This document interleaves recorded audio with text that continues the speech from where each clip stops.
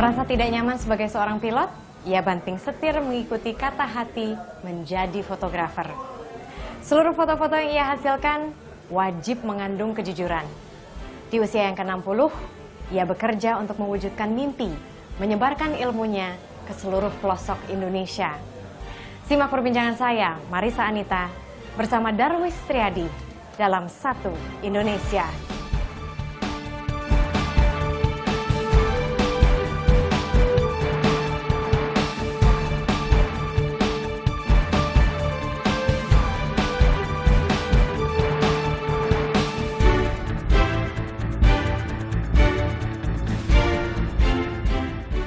Halo, Satu Indonesia kali ini menyapa Anda dari rumah seorang fotografer senior Indonesia, Darwis Triadi di Kebayoran Baru, Jakarta Selatan. Sudah bersama saya tentunya di sini, Mas Darwis. Selamat malam, Mas Darwis. Selamat malam. Apa kabar? Lagi sibuk apa akhir-akhir ini? Saya rutin aja sih ya. Saya kan lebih banyak ngajar. Foto juga masih ya. Foto hobi juga lebih sering ya. Tapi memang kenapa mengajar? Karena memang passionnya saya dapat di sana. Jadi mengajar itu jauh lebih menarik daripada bekerja. Walaupun sama-sama bekerja ya. Tapi transfer energinya tuh terasa. Lebih menyenangkan gitu ya? Ya, ada sesuatu yang genuine di situ. Ada sesuatu kejujuran yang saya masuk melalui itu, jadi menarik. Sepakat. Bicara mengenai kejujuran, kalau misalnya kita ke belakang gitu ya, 30 tahun lalu pada saat Mas Darwis itu memutuskan habis dari pilot, terus tiba-tiba masuk betul-betul mendalami fotografi. Nah kalau misalnya kita melihat 30 tahun lalu, Mas Darwis itu bener nggak sih pada zaman itu tuh suka dikritisi sama fotografer zaman itu yang mengatakan Darwis Triadi tuh gak ngerti foto yang sebenarnya apa itu, bikin blur-blur gitu. Ceritanya dulu kayak gimana sih? Ya benar, memang saya nggak ngerti. Jadi begini, saya tertarik foto itu karena lukisan dulu. Karena dulu tuh saya ngeliat lukisan Basuki Abdullah, Rembrandt, itu kok hidup, kayak foto tapi bukan. Ya. Terus saya berpikir gimana kalau motret seperti itu gitu. Sedangkan teknis saya nggak tahu gitu.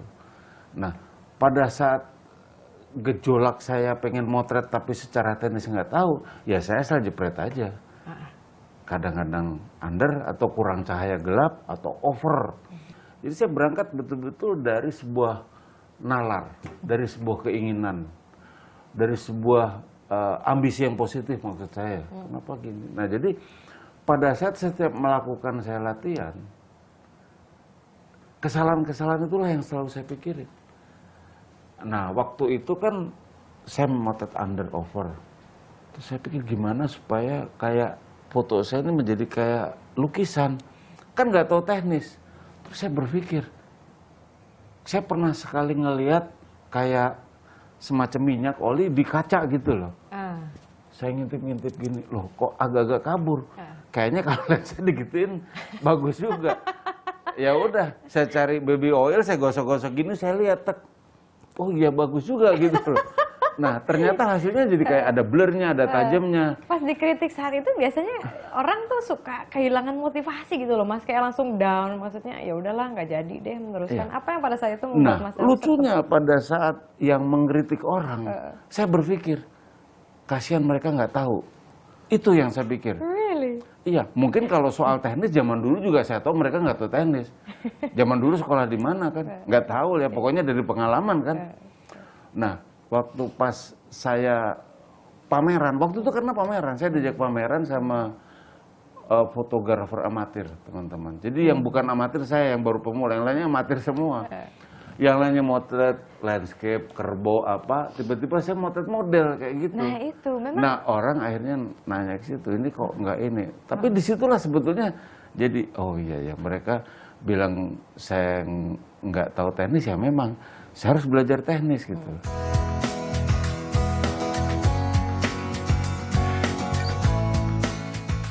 Inilah beragam hasil melukis dengan cahaya atau fotografi. Tak dipungkiri, kemajuan teknologi telah memengaruhi proses fotografi.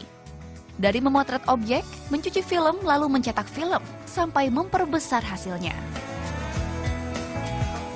Di Indonesia hingga era 1990-an, kamera sebagai alat bantu fotografi masih menjadi barang mewah. Kini, kamera telah bersatu dengan alat komunikasi.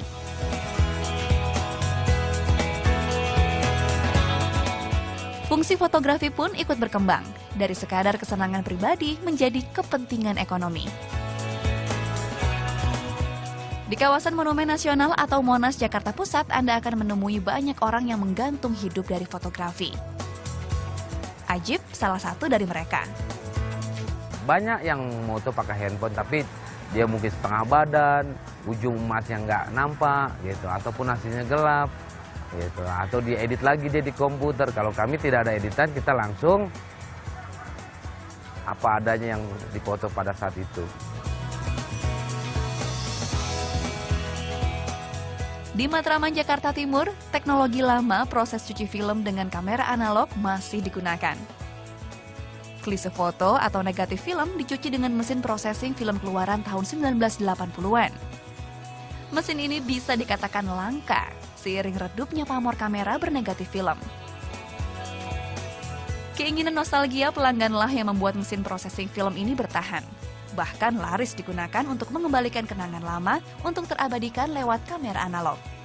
Karena mungkin kemungkinan proses itu sudah langka, jadi alhamdulillah orang yang tadinya menyebar ke agen-agen banyak mesin proses, akhirnya buat keuntungan kita juga, jadi lari ke Fuji Matraman, banyakan gitu. Hasil foto dapat dilihat dalam waktu kurang dari 30 menit. Inovasi teknologi membuat klise dapat langsung dicetak menjadi foto. Atau cukup disimpan dalam bentuk soft copy.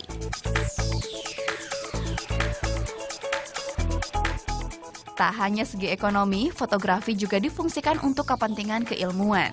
Bagi mahasiswa Fakultas Film dan Televisi di Institut Kesenian Jakarta, teknik dasar fotografi menjadi materi wajib. Salah satunya mereka dapatkan melalui praktikum fotogram. Fotogram merupakan suatu bentuk fotografi, namun tanpa kamera.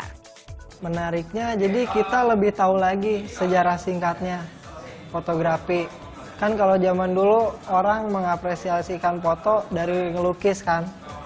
Nah, pertamanya tuh dari fotogram dulu, kalau pertamanya foto. Terus kita lebih tahu lagi prosesnya, proses mencuci foto gimana, nyampurin air-airnya.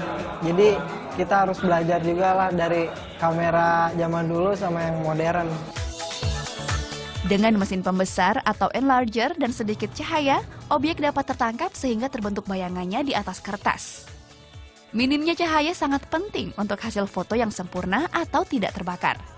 Hasil fotogram membutuhkan larutan kimia berupa cairan pengembang, pemberhenti atau penyetop, dan penetap. Fotografi memang punya cerita sendiri. Sebagai hasil lukisan dengan cahaya, bahkan mampu membuatnya terlihat nyata, fotografi tak lekang dimakan zaman. Ketika itu kan Mas Darwis juga akhirnya memutuskan untuk kayaknya kok saya lebih suka moto orang gitu. Moto orang berarti otomatis ya ada model gitu ya, Iya, ke betul. fashion arahnya. Betul. Kenapa pada saat itu memilih fashion di mana semua orang mungkin suka landscape? Dan mungkin yang diakui saat itu juga landscape. Ini Darwis ngapain sih moto-moto orang gitu? Ya, karena ketertarikan saya dengan lukisan orang terutama ya. Jadi saya pikir saya pengen motret kayak lukisan kayak itu gitu loh. Terus setiap saya motret, saya hanya berpikir, orang kan kalau ngelukis waktunya lama. Jadi mereka pasti ngobrol kan. Kalau foto kan cekrek. Tapi kalau nggak ngobrol lucu juga gitu loh. Kan saya nggak bisa ngelihat apa gitu. Nah di situ saya hanya berpikir, oh iya ngobrol. Ternyata itu belajar berinteraksi kan.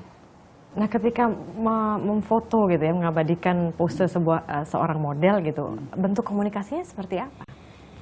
Seseorang begitu mau difoto, itu pertama dia ngalamin drop ketidakyakinan, itu manusiawi. Dia ngerasa gendut, dia kan ngerasa jelek, ngerasa gendut, ngerasa nggak bagus, ya kan. Padahal sebetulnya dia bisa aja cantik. Cantik itu kan bukan indikasi dia gemuk terus jelek, kurus cantik, enggak juga. Cantik itu kan keyakinan dari luar. Itulah yang saya keluarin. Saya bilang, Anda tuh cantik. Ah masa kata suami saya jelek? Enggak, cantik kamu. matanya mulai berbinar kan, mulai bagus. Jadi sebetulnya pada saat dia turun 30%, saya tinggal naikin aja lagi dengan omongan doang. Sambil kita mempelajari, oh ini sudutnya bagus di sini, bagus di sini, bagus di sini. Nah pada saat kita motret, udah non teknis yang dilakukan karena kita belajar teknisnya. Tinggal cekerak, under sedikit tapi kelihatan cantik daripada pas tapi nggak bagus kan. Model, bicara mengenai model, keistimewaan perempuan Indonesia ketika difoto tuh apa sih Mas Darwis? Sebetulnya kan gini, saya tidak berpikir bahwa siapapun yang difoto, kalau kita bisa mengcapture secara tepat pasti cantik. Siapapun. Kalau kita orang Indonesia, munculkan keindonesiaannya. Di tahun 2003 kan Anda membuat sekolah ya, Darwis Riyadi School of Photography. Berarti Mas Darwis harapannya adalah transfer knowledge gitu. Saya akan coba tarik ke belakang sedikit bagaimana kita membuat sebuah sekolah fotografi di mana yang buat di situ adalah seorang fotografer. Dia nanti adalah seorang singa yang saya didik yang akan gigit saya. Kalau orang berpikir ke sana. Karena dalam sejarah perjalanan fotografi saya, jarang sekali saya belajar atau sekolah dengan seorang fotografer atau tanya secara jujur dia melakukan transfer itu secara total.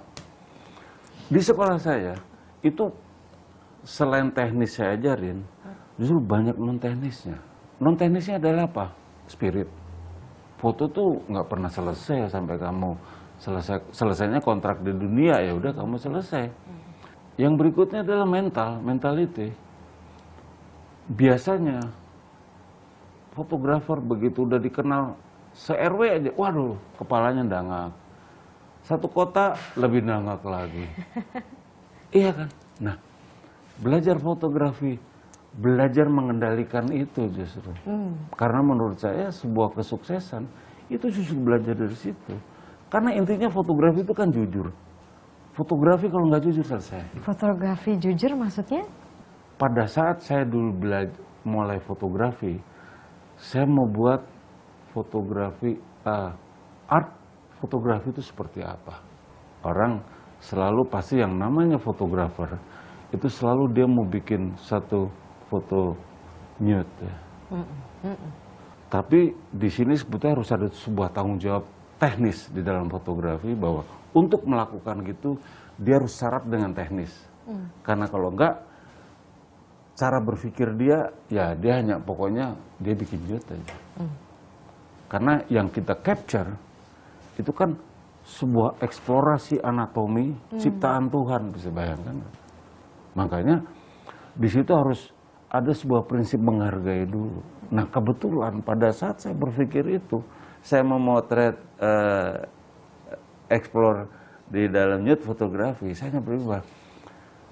Ibu saya perempuan, saya sangat respect sama ibu saya sangat segala macam idola saya juga sosok perempuan tuh ibu saya. Jadi saya harus melakukan ini bagaimana saya menghargai sosok perempuan seperti saya menghargai ibu saya. Jadi saya harus buat cantik. Termasuk salah satunya itu koleksi Anda itu masuk juga dalam buku-buku fotografi Anda kan? Ada banyak sekali, udah ada Kembang Setaman, Secret Lighting, Terra Incognita, Tropicale, Seni Fotografi Sensual, termasuk salah satu itu. Ada lagi nggak proyek untuk bikin buku Mas Darwis?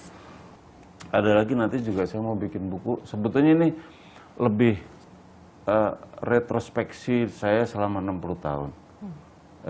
Bukan selama itu, setelah usia saya 60 tahun. Ya, tapi belum jadi sih. Namanya Matahari atau Srengenge lah kalau bahasa Jawanya. Tapi saya pakai nama Srengenge. Tapi sebetulnya itu hanya saya mau berbagi aja ya. Jadi sama siapapun karena saya menganggap fotografi itu bukan hanya sebuah capture framing aja. Tapi ada kedalamannya. Itu yang saya mau bercerita. Yang orang lain nggak pernah tahu gitu. Yang saya bilang bahwa fotografi adalah jujur. Sekarang kejujuran udah susah. Apalagi setelah era analog ke digital. Itu banyak sekali ketidakjujuran. Kenapa tidak kita kembali ke yang ininya? Bahwa fotografi adalah cahaya. Cahaya itu sendiri kan kehidupan. Jadi harus ada sisi kejujurannya. Itu yang paling penting. Esensi itu yang sekarang hilang sebetulnya. Saya bersyukur Tuhan memberikan profesi saya sekarang fotografer. Saya belajar berkehidupan di fotografi. Kalau saya mati, saya pengen jadi fotografer lagi.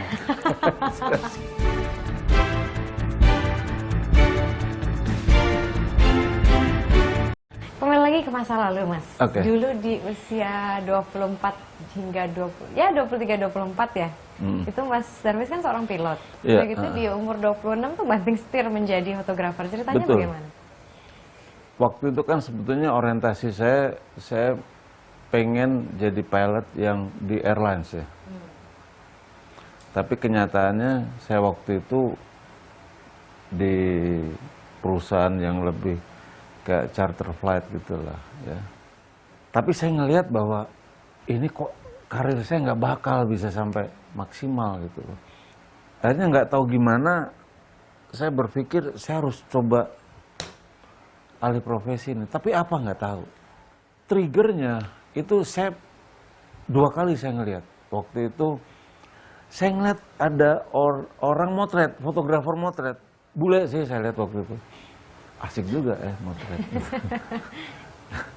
Terus yang kedua, saya ngeliat lagi juga peristiwa itu. Tapi di Bali saya ngeliat orang motret. Nah itulah yang jadi trigger saya. Aduh kayaknya motret asik juga, tapi di mana saya belajar? Ya akhirnya saya coba belajar foto, asal aja motret.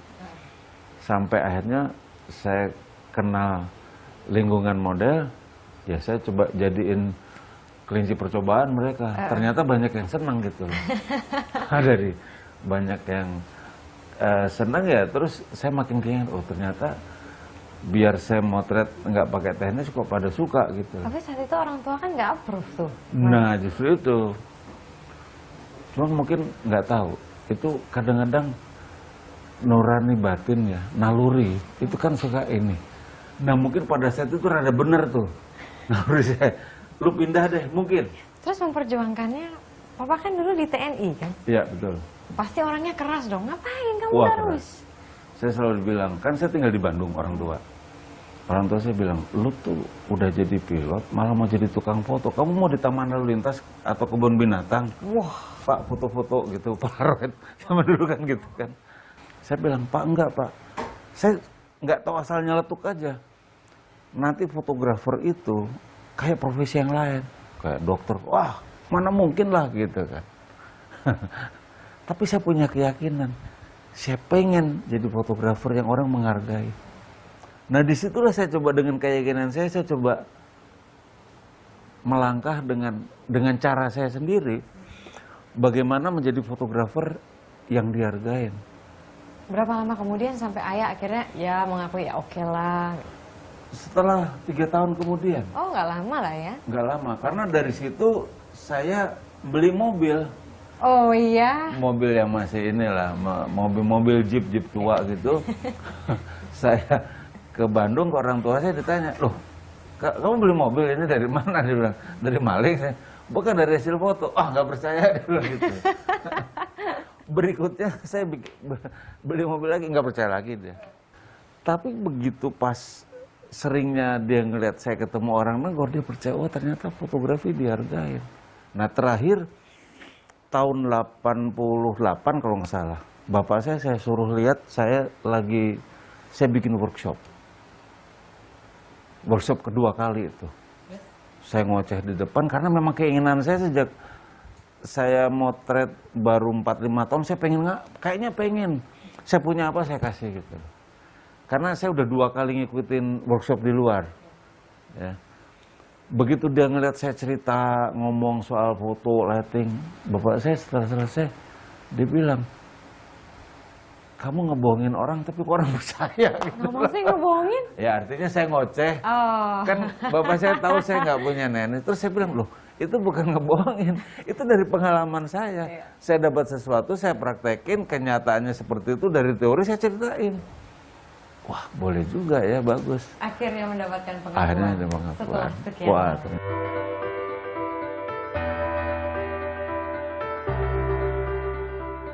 Dia naik motor, dia bilang mau ikut nggak gitu. Mau kemana? Apa mau foto gitu. Tapi kamu diem aja gitu, kamu nggak jangan bilang gitu. aman nggak, tapi aman bisa gitu. Nah itu kita naik motor waktu itu saat itu ada Sleepy itu kebakaran saat itu. Papa foto di situ dan saya juga ikut ada di situ. Lembaran hitam sejarah Indonesia tahun 1998 merupakan salah satu momen yang pernah diabadikan Darwis Triadi. Saat itu pula yang mengubah pandangan sang putri sulung terhadap ayahnya. Nah di situ baru saya tahu pekerjaan dia tuh bukan cuman foto perempuan terus kayak nggak ada ininya gitu. Seorang fotografer juga tetap harus mengambil momen di saat itu walaupun keadaan sedang bahaya atau apa, karena dia tahu kalau dia mengambil capture momen itu tuh bagian dari sejarah. Menyebut fotografi memang tak bisa melepas nama Darwis Triadi. Darwis dikenal sebagai fotografer glamor dan fashion Indonesia. Ia juga memiliki studio dan sekolah fotografi. Sebelum menjadi fotografer profesional, pria kelahiran Solo 15 Oktober 1954 ini adalah pilot. Setahun berjalan, Darwis tak yakin dengan karir pilotnya. Tahun 79, Darwis banting setir ke fotografi. Nama Darwis semakin dikenal sejak karyanya tampil dalam majalah berskala internasional Hasselblad tahun 1990. Sempat disebut fotografer yang tak paham teknik foto serta menantang arus, semangat Darwis tak patah. Ia bertekad membuat fotografi yang terbuka, menarik, serta ramah. Niat menjadikan fotografi sebagai sumber penghidupan membuat Darwis terus menekuninya secara mandiri. Membaca buku, praktik di lapangan, hingga mengikuti kursus di Swiss dan Jerman dia lakoni. Sempat jatuh bangun berkarir, Darwis akhirnya mampu mengabulkan harapan almarhum ayahnya untuk tersohor dalam dunia fotografi. Meski telah punya nama besar, di mata keluarganya Darwis tetap sosok yang sederhana. Di luar dari dia segala macam public figure segala apa, tapi dia masih membumi, orangnya masih membumi, masih peduli dengan sesama dan ya pedoman hidupnya dia harus berbuat baik kepada orang lain dan itu dilakukan sama dia. Itu membanggakan saya punya mertua kayak Babe ini. Darwis juga penyayang dan mengayomi keluarganya. Ya romantis tapi nggak pernah di depan umum. Jadi kalau pas berduaan gitu di rumah ya romantis. Tapi kalau di luar mungkin orang lihat kok kaku atau gimana. Jadi kalau di luar nggak kelihatan romantisnya sih. Dari 2 kali pernikahannya, Darwis mempunyai 2 putri dan seorang putra. Ketiga anaknya tak ada yang mengikuti jejak Darwis menjadi seorang fotografer. Masih ingat kamera pertamanya Mas Darwis? Ada Mas sampai sekarang? Ada kamera Nikon saya.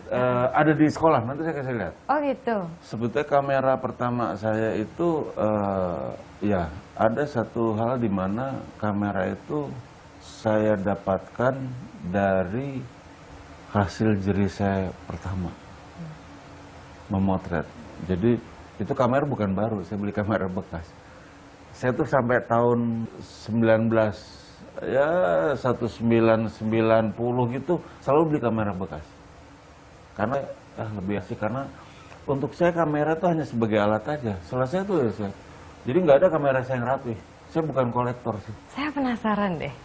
Karena tadi kan Mas Darwis juga sempat ngangkat mengenai nude photography ya. Maksudnya yang tanpa benang sekalipun itu adalah kejujuran gitu. Saya mikir gimana ya seorang laki-laki fotografer bisa mengontrol nalurinya sebagai seorang laki-laki ketika dia melihat objek yang begitu indah di depannya. Nah, selalu bilang, waduh Mas, gue pasti kalau ini nanti ini dong. Bereaksi gitu. Ya, bereaksi, gereng lah apa istilahnya. Saya bilang, kalau lu nggak gereng, lu mesti ke dokter malah. Saya bilang. Tapi bagaimana sih kamu itu kamu kontrol. Nah, disinilah sebetulnya kesuksesan kamu gitu loh. Dan dikeluarkan lewat ya Persis. Mencari angle karena dan kalau sebagainya. mindset kamu, cara berpikir kamu pada saat kamu mengerjakan sesuatu, itu kamu berimajinasi bukan hanya di situ. Itu bagus. Fotografer dia harus memanage energi dia sampai dia bisa memanage rasa dia. Itulah inti sebenarnya. Berarti sebenarnya nude photography itu susah ya Mas? Susah, karena dari sini semua. Iya. Anak ini nggak, maksudnya jealous nggak? Kalau nggak istri jealous nggak ketika Mas Darwis tuh harus foto perempuan lain? Kan Mas Darwis nggak mau foto laki-laki kan? Udah Iya. berarti foto perempuan gitu. Iya. Terus completely nude. Saya rasa enggak, karena istri saya tahu siapa saya. Karena yang paling penting kan kita berdialog dengan rasa ya. Makanya saya bilang, menjadi laki-laki itu tidak mudah. Bagaimana kita mengontrol energi kita, mengontrol cara berpikir kita. Apalagi dalam hal ini kita bereksplorasi di hal yang seperti itu gitu.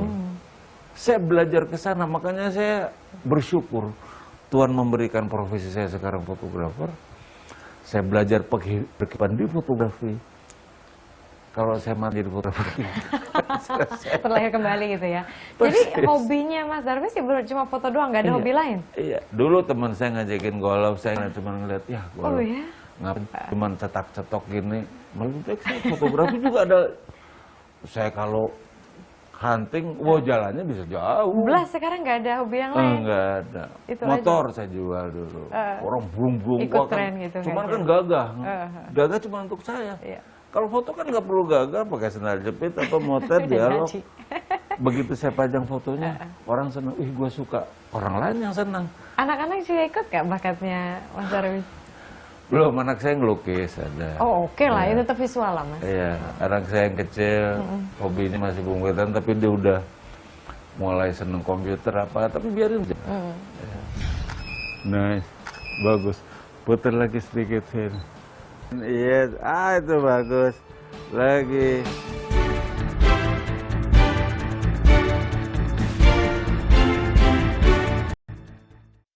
Nah, sekarang kita sudah berada di studio Darwis Triadi. Di sini banyak sekali koleksi fotonya. Selain ada di sini, di atas juga mungkin Anda tidak bisa melihat begitu ya.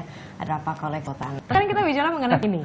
Ini fotonya Anda nari kan ya, Iya. anak Mas Darwis. Ini anak saya paling besar, baru menikah kemarin, tapi ini saya buat kira-kira 2 bulan yang lalu lah. Biasanya ya di dalam pemotretan itu suka ada secara kebetulan. Kayak ini misalnya.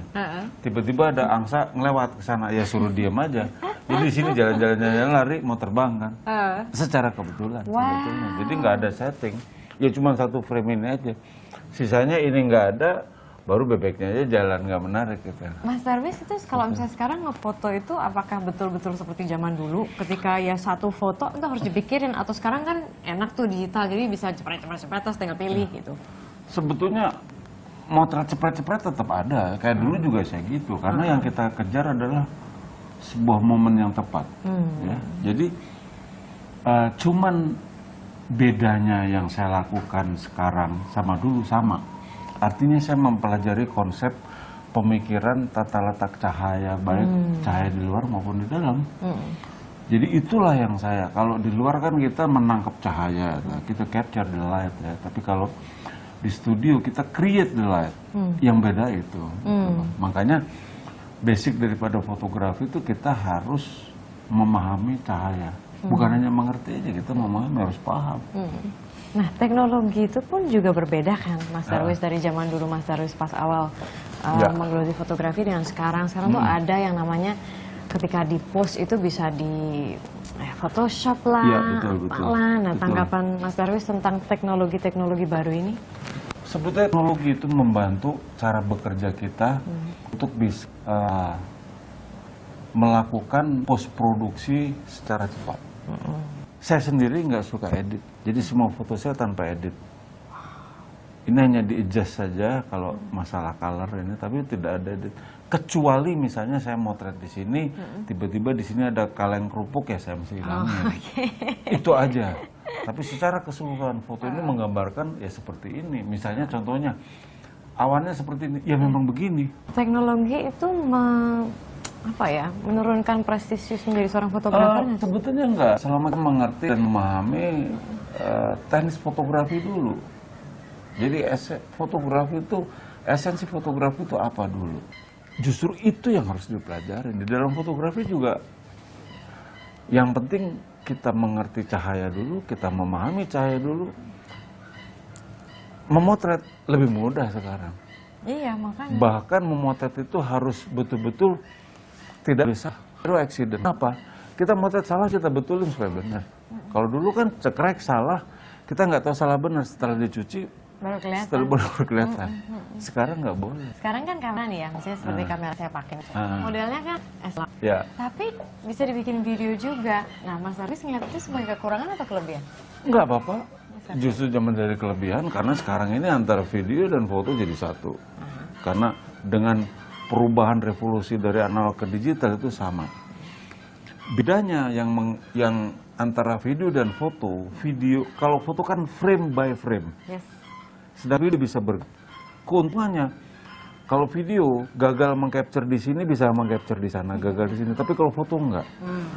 Nah, tetap fotografi itu harus mempelajari sesuatu yang akhirnya kita memahami arti fotografi itu apa. Berarti kalau misalnya mau belajar video, baiknya ya tahu Belajar basic fotografi dulu. Iya, karena fotografi itu merupakan komposisi antara fotografi itu sendiri dan cahaya, harus memahami cahaya.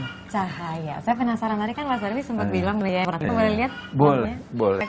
Yuk. Ya.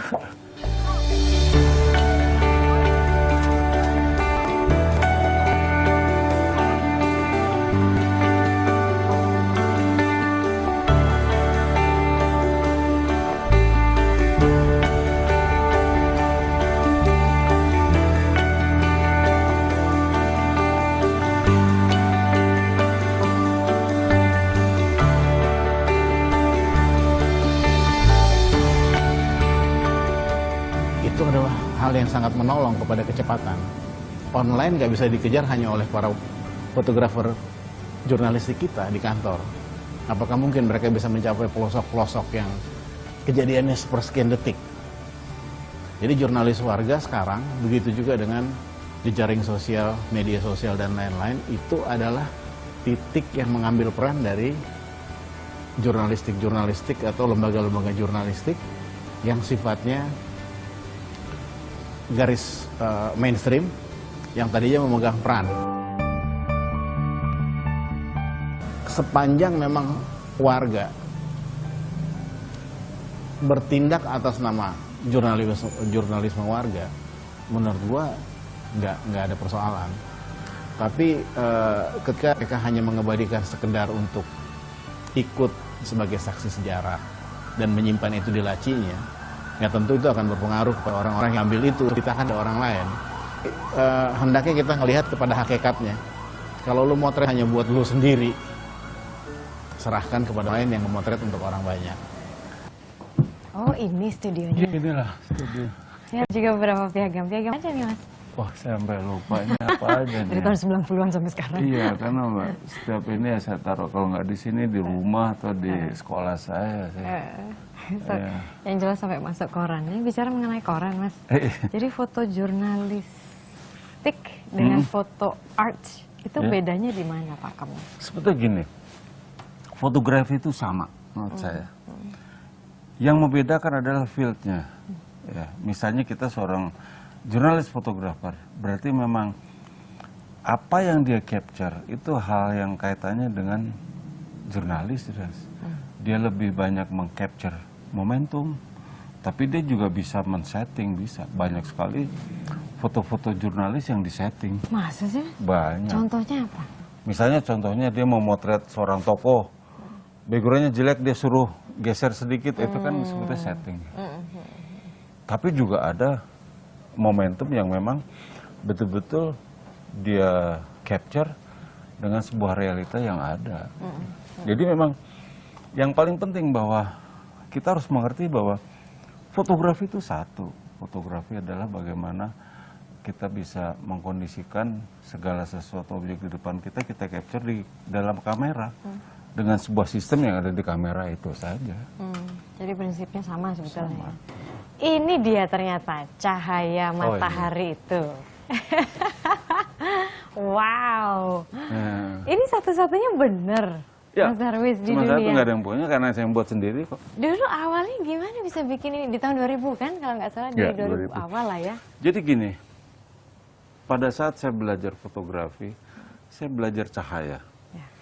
Pada saat saya belajar cahaya, karena orientasi logika saya, cahaya itu dari matahari.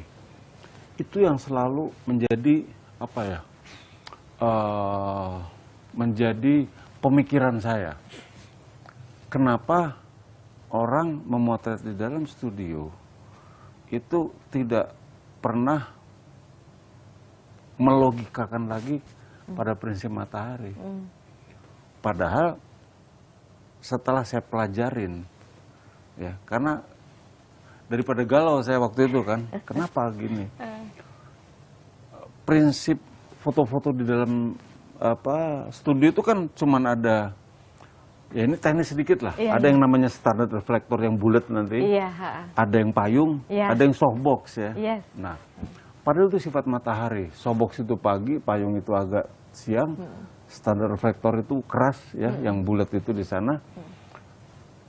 Nanti kembali ke payung, kembali ke softbox lagi. Berarti kan sebetulnya tetap prinsip matahari, yang matahari satu. Nah, pada saat saya eksplorasi cahaya, berbagai macam bentuk cahaya yang sudah lakukan, saya bilang kalau saya mau pakai banyak lampu, tapi saya tidak keluar dari prinsip logika matahari, gimana? Akhirnya saya temukan ini. Karena ini banyak lampunya, kalau nanti kita ke belakang, kalau saya putar, coba tolong diputar. Ini ada 6 lampu di belakang. Oh ya? Akhirnya menggunakan 6 titik lampu, tapi dalam satu arah. I see. Coba kita lihat seperti apa. Saya juga penasaran sih. Tuh. Karena saya suka lihat tuh ternyata Tuh, tuh. ini Oh 6. wow, look at that. Ya, tuh. Ini kan 6 lampu. Aha. Ya. Jadi inilah sebetulnya dari perjalanan eksplorasi saya terhadap cahaya, saya menemukan ini. Karena kan gini, saya tadi sudah sebutkan bahwa saya mengkhususkan diri motret orang. Sedangkan orang itu punya kontur, betul kan? Memotret orang itu membungkus cahaya, bukan membenturkan cahaya. Kalau kita memotret di dalam studio selalu menggunakan lampu kiri dan kanan, itu Yes. kan membenturkan, Betul, cross the light. betul. Nah, bagaimana cahaya ini bisa paralel? Ya inilah saya bilang. Jadi dibungkus mukanya gitu. Jadi semuanya Yes. cahayanya Iya, very pretty. blending the light. Oh, how nice. Jadi dikasih kayak di coating gitu. Nanti kita lihat, kita coba.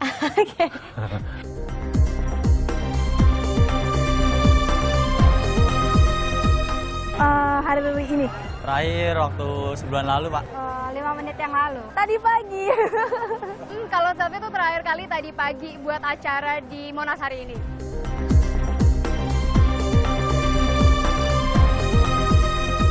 Ya karena kalau selfie kan lebih enak aja ya, bisa lihat diri sendiri. Ya paling kan karena punya jejaring sosial masing-masing, pasti mau update tiap hari. Mungkin ya narsis kali ya. Iseng doang. Kayaknya emang suka narsis. Orang-orang kayak itu pada selfie gimana ya, nangkep momen yang lagi keren-kerennya banget itu, lagi cantik-cantiknya banget, jadi bisa disimpan, bisa diupload, di-share ke teman-teman.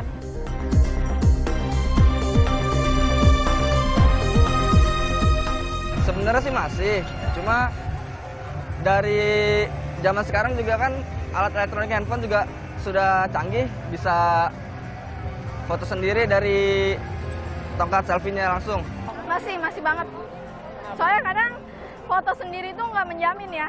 Kalau itu bagus, kalau fotografer kan dia fokus gitu. Butuh banget. Kenapa? Karena fotografer lebih profesional dibanding selfie. Kalau fotografer sebenarnya masih dibutuhin, cuman mungkin kalau untuk kayak event-event kayak photoshoot atau emang yang kayak untuk lomba kayak gitu sih. Kalau untuk yang foto kayak sehari-hari atau kayak cuman untuk kalau jalan-jalan gitu mungkin kan karena ada kamera HP, jadi fotonya sendiri. Fotografer sih kayak masih diperluin, soalnya terkadang kan kita ada mau bikin photoshoot tuh rame-rame yang lebih keren daripada selfie. Jadi kita masih butuh banget fotografer yang ngerti kamera dan lain-lain. Sekarang kan sudah ada fenomena lucu-lucuan nih Mas Darwis. Ada yang namanya selfie, kemudian kemarin pada saat ada sebuah kampanye besar gitu ya di GBK, ada drone juga. Apa tanggapan Anda mengenai evolusi fotografi gitu ke arah sana? Saya rasa sah-sah saja, bagus menurut saya. Karena kan orang membuat selfie, itu kan artinya dia confidence. Dia berani tampil, bagus kan? Bagus sih. Nah, cuman jangan Narsis jadi tapi. overconfident. Narsis nggak apa-apa, saya juga senang buat selfie. Cuman masalahnya saya selalu memerlukan cermin. Nggak bisa tanpa cermin karena saya harus tahu kan sudutnya. Tapi di sini sebetulnya paling penting bahwa kebetulan aja saya ini fotografer. Seorang fotografer kalau dia memotret orang secara benar, dia juga harus bisa buat selfie dia secara benar. Karena kan bercermin kan. Gue jelek, cari yang bagus di mana. Manusia kan semuanya pasti ada jeleknya. Tapi jeleknya jangan lu keluarin dong. Sama dengan kita memotret orang nggak ada yang sempurna. Saya jadi penasaran nih Mas, pengen nyoba deh ini lampu kejujuran karya Mas Darwis Riyadi nih. Saya kesana ya Mas ya? Oke. Nyala. Look at that. Ya. Stop. Ya, sedikit. Nah, bagus. Putar lagi sedikit. Nah.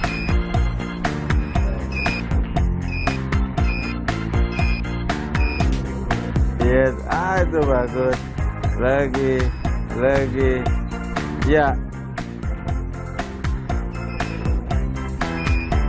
Oke, ya. Terakhir lagi semua. Oke.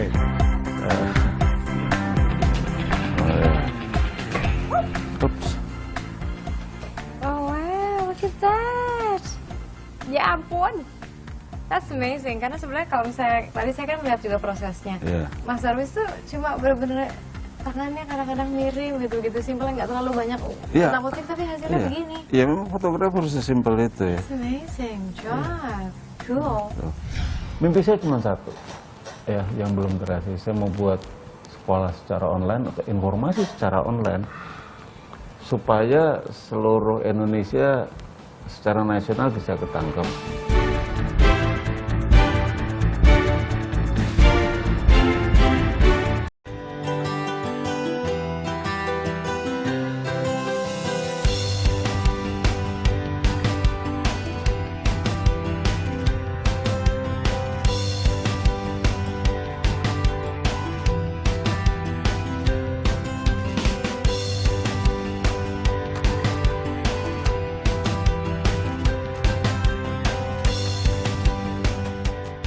Dulu kalau saya pikir fotografi itu sangat menitik beratkan kepada mutu kualitas dari foto itu sendiri. Kalau sekarang kebutuhan akan mutu yang tinggi itu kalau di mata saya malah menurun. Klien-klien itu banyak sekali udah tidak terlalu membutuhkan foto yang memang dibuat dengan kualitas high end gitu. Karena mungkin jadinya budgetnya bisa lebih ringan gitu, motretnya nggak terlalu ribet, waktunya lebih cepat gitu. Jadi kamera itu sekarang dengan teknologi yang demikian canggih, itu udah membantu untuk orang-orang bisa membuat foto bagus walaupun dalam tanda kutip buta teknis. Dan buat saya itu sah aja, karena pada akhirnya foto bagus ya foto bagus, apakah dia dibantu oleh kamera atau software ataupun Photoshop misalnya gitu, itu sah aja sih menurut saya. Wow, di sini terang banget. Ini apa nih Mas? Ini tempat latihan praktek foto aja mereka, anak-anak. Jadi banyak sekali ornamen di sini yang mereka foto close up, interior, detail kayak gitu ya. Semua belajarnya dari sini. Yuk, silakan duduk. Terima kasih Mas.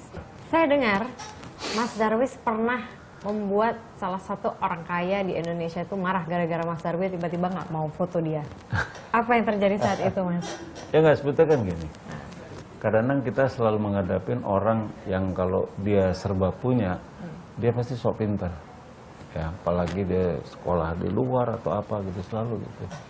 Nah, pada saat saya ngalamin itu, jadi dia perlu saya foto, dia tuh nasihatin saya, ngasih input saya, atau dia bercerita bahwa dia juga tahu fotografi gitu.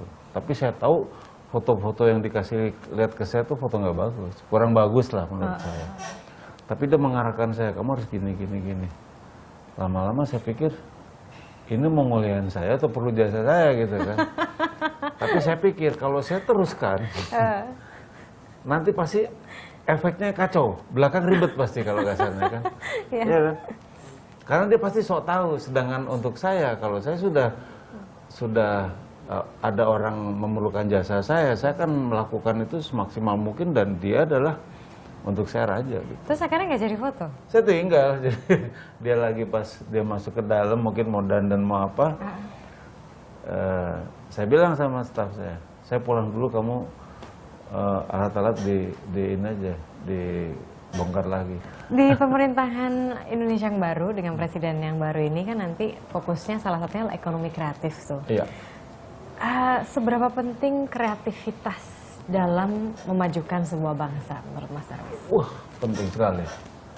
Karena kreativitas dikaitkan dengan budaya, ya, atau culture, atau sebuah peradaban yang berkembang, itu kait-mengkait. Makanya saya sangat senang, bersyukur, dan bahwa pemerintah yang akan datang itu lebih dititik beratkan lagi. Karena satu contoh kayak begini aja. Saya membuka sekolah fotografi. Ini kan katakanlah sebuah kreativitas, dan ini akan membuat satu kondisi yang seperti kayak multi level marketing sejenis itu, di mana tenaga ahli yang dengan begitu singkat dia bisa lakukan, dan itu menjadikan sebuah lahan aktivitas pekerjaan yang bagus. Sementara sekarang ini kan kalau kita lihat, seseorang dengan pendidikan yang katakanlah dia sarjana, dia lulus belum tentu dapat pekerjaan juga. Yes. Dan dengan cara ini saya rasa sangat baik. Dan secara kebetulan juga fotografi di Indonesia ini begitu berkembang dengan pesat. Berkembang dengan pesat? Sangat pesat, sangat pesat. Kalau dihitung dunia, nomor 5 kalau nggak salah tuh. Really? Jadi populasi, persis. Jadi populasi kamera di Indonesia ini luar biasa. Sudah 11 tahun mendirikan sekolah ini, sudah ada 12.000 lebih siswa-siswa lulusan sini kan, alumni. Mereka itu kan harapannya nanti akan bikin bisnis sendiri gitu kan Mas. Ada nggak sih tips-tips dasar, pokoknya sebelum kita mulai bisnis tuh ini yang harus dicek dulu, ini yang harus kita punya? Saya sebetulnya bukan seorang marketing ya, tapi saya bisa memberikan kepada para fotografer untuk bagaimana dia bisa menjual dan merepresent dia supaya orang bisa ini. Karena saya sendiri pantangan dari dulu saya untuk menjual jasa saya secara vulgar gitu. Itu nggak tahu, itu tapi pantangan laku juga saya. sih Mas, karena banyak banget koleksinya gitu. Jadi saya selalu bilang bahwa setelah kamu punya modal teknis secara utuh, kamu mengerti itu, ada 3 hal yang harus kamu jalankan. Kamu harus punya spirit, kamu harus punya motivasi, dan kamu harus punya mentality. Karena kamu adalah bagian dari ketiga itu. Karena kamu bukan jual foto, kamu adalah fotografer.